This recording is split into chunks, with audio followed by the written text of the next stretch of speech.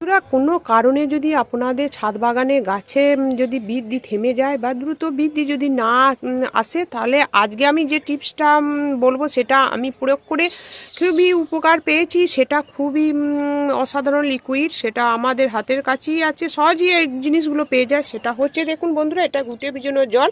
এখানে আপনারা 4 থেকে 5 লিটার জল নেবেন, তাতে 3 থেকে 4টি ঘুটে আপনারা এটা 3-4 দিন ভিজুবেন।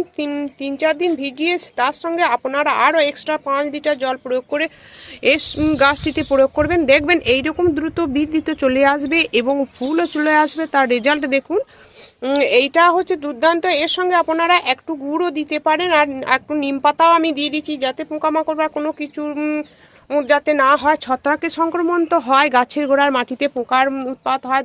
আমরা দীর্ঘদিন যে নানা রকম খাবার প্রয়োগ করি তাতে তো নানা রকম পোকার উৎপাত হয়। তাতেই আমি প্রতিটি খাবারে এই রকম নিম পাতা, আমি ডাল, কাঁচা ডাল এরকম দিয়ে দিই, তাতে আমার গাছগুলো ভালো থাকে, কোনো পোকারও উৎপাত হয় না।